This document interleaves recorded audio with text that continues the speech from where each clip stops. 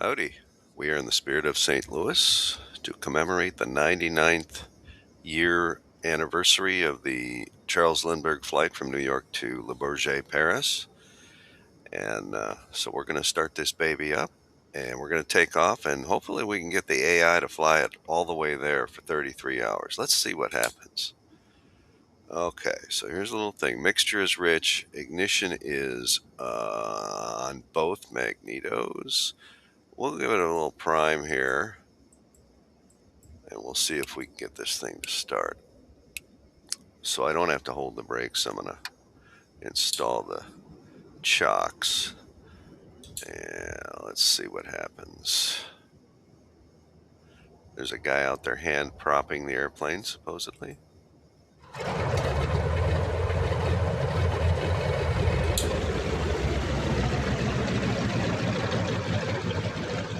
Okay, we might be in business here. Just give you a good look at what the thing looks like. It's got a tail skid, no tail wheel, a little bit harder to control on the ground. No starter, of course. That's why the guy had to hand prop the thing to get it going. Those little deals on the top of the wing here, these are fuel vents. If you didn't vent the top of the tank, the empty space as the fuel actually gets burned, there would become a suction and it would cut off the gas. So these are to vent all three tanks as the fuel level goes down in them. All airplanes have it. All right, well, let's get rid of the chocks. Let's get in this thing and see if we can't take off and get the AI to fly it all the way to Le Bourget. Here we go. A lot of right rudder here.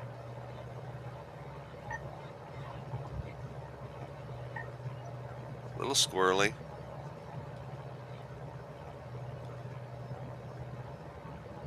You know, we're probably going to have to fill it up with gas once we take off too, because when you spawn this thing, it may not have all the gas in it. All right, so we're going to turn to a heading. I think it's 056 or 068 maybe. I don't know.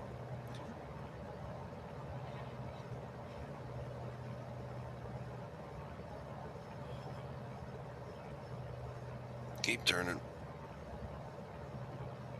Tiny little compass for what he's trying to do. And look at this.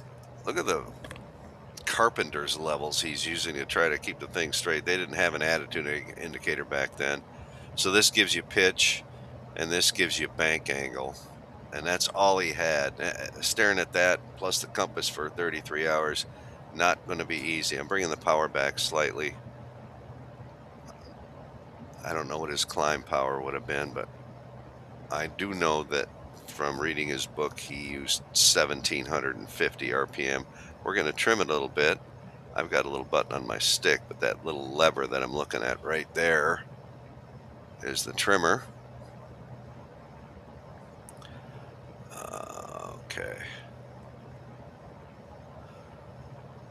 Weird looking altimeter. So we're at about 700 feet.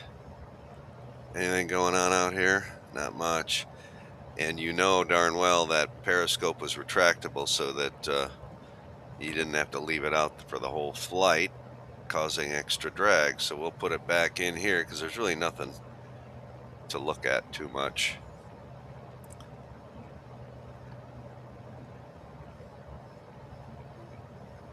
Coming up on 1,000 feet. I'll add a little more power.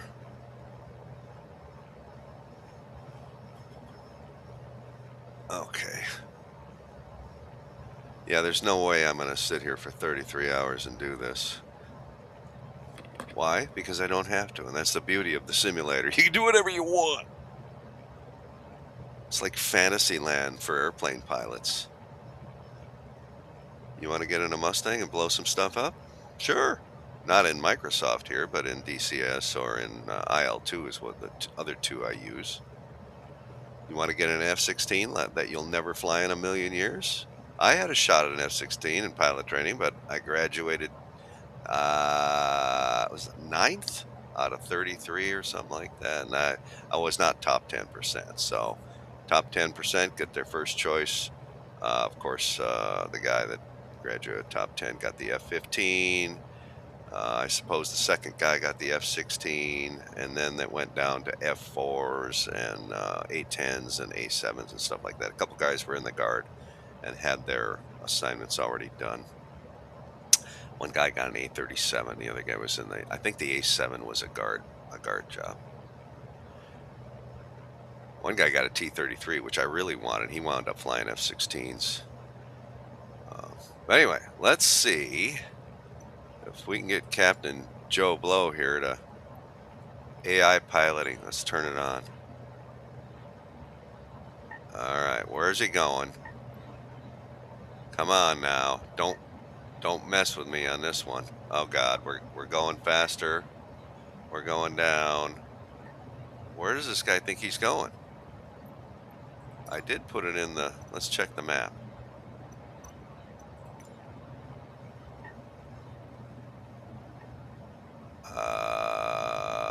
Yeah, he going the wrong way. Dumbass. Let's see. Maybe he's going to do a circle. Let's see if he does this. Where the hell is he going? You know, there is no autopilot on this thing, but you'd think the guy would. Here, let me help you. Let me get it on course. Anti-stall, AI auto trim, no. Turn him off. Let's make a left turn, try to get back on the old magenta line. What's RPM is at 1850 right now. Coming up on 2,000 feet. I think most of the time he flew about that height. Sometimes he went up to like 10. Let's just look at the map here, and then we'll get it back on course, and then see what the AI pilot does.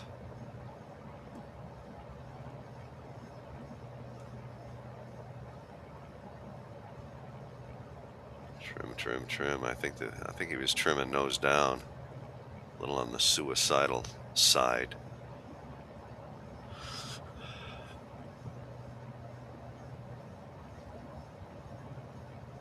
This airport we took off of, Republic, is a modern airport, and the airport that he actually left from, I don't even know the name of it, isn't there anymore. So in the activities, you can do a 40th anniversary flight, and that's how I got this airport from instead of the original airport. I forgot what the name of it was. Doesn't really matter. Okay, we're getting closer to being on course. Once we get on that line, I'm going to turn it onto the line, and we'll see if we can get the AI to fly it all the way there. It's flying pretty good right now. Boy, nice and level. I don't have my hand on the controls at all. Maybe that's the luck of the draw there. All right, let's Nat's ass the course here and see what we can do. What are we doing right now? 03 something, 035-ish.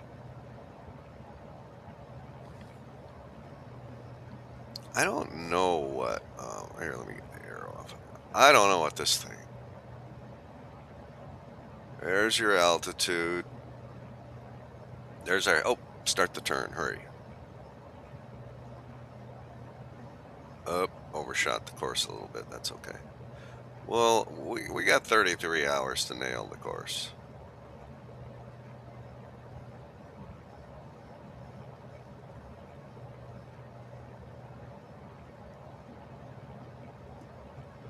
Kind of like flying the old VOR.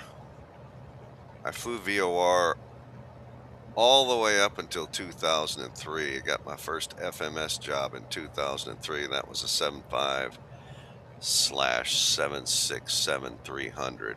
Those two airplanes were grouped together as one category. Boy, that was a hard school for me. For all you newbies, that's all you know. That's great. But, all right. Let's see if we can get the AI to take over, and then I can go about my day. AI, don't turn it, AI. If he starts turning it, he's done, dumbass. Well, maybe it's because I had it set up for, it doesn't matter. All right, so anyway, he's over New York right now. Good old Lindbergh. Let me get back on course. AI pilot was about to screw it up totally. And I'll show you where we're actually going to go, or we're going to simulate going there, and then we're not. All the way. There's Boston to the south. This is a GPS line, by the way. Newfoundland.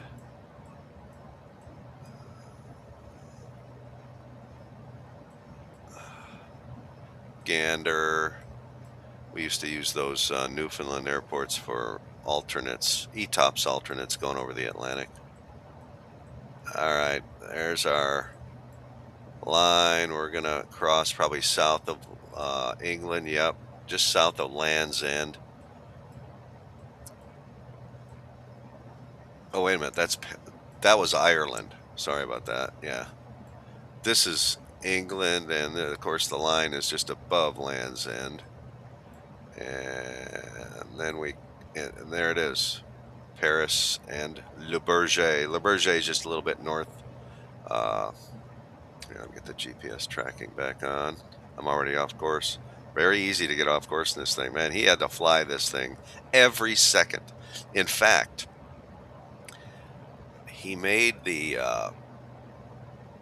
just looking at the little airplane on my map to the right there to kind of straighten it back out on the magenta line. It's funny, the magenta line is what, at least in the Boeings I flew on the FMS, it's also a magenta line. That's the selected route anyway, the magenta part. Anyway, he had to fly this thing 100% of the time, and he even refused to put any dihedral angle in the wings, which makes it more stable to keep him from falling asleep. So he was doing 1,750 RPM. Let's bring the RPM down. We're bringing the throttle back. There's about 1750-ish. I bet you he nailed that RPM too.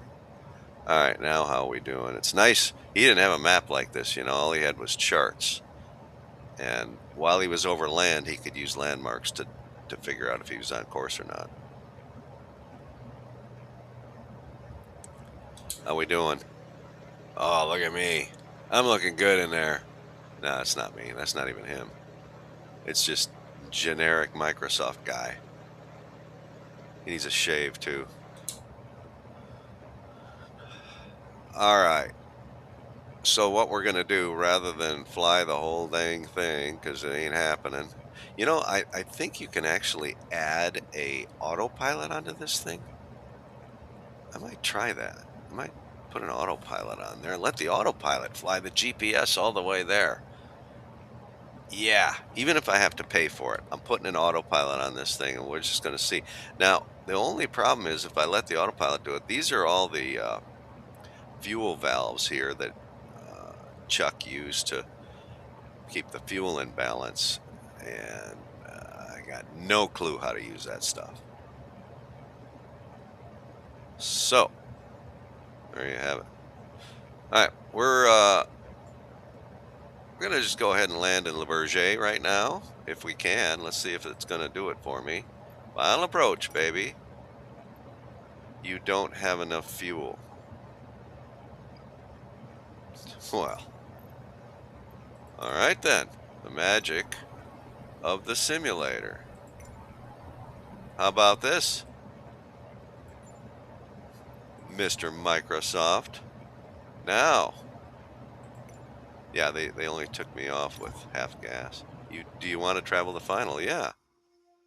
Now, if the time isn't right, I'll set it for 10:30 at night.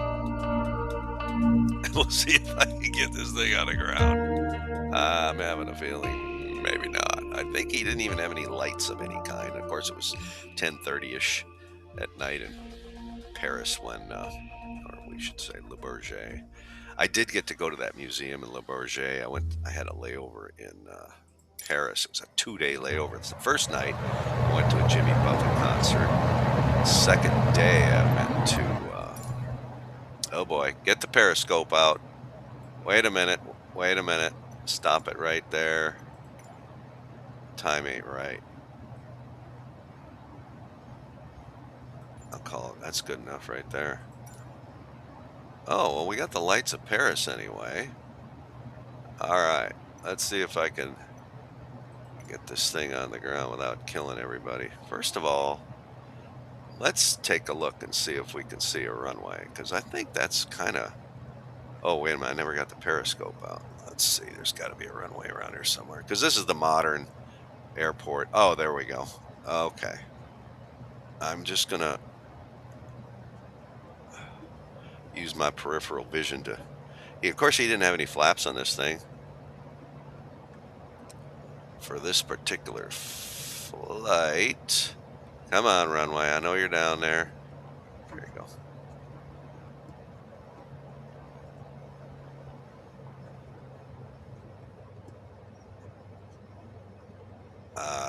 I don't see the runway, so it's got to be on here, around here. So here we go.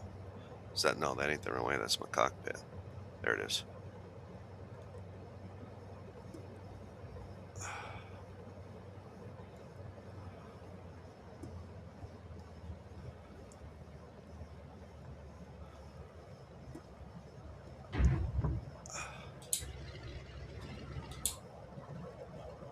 I'm down. Those are apparently runway edge lights.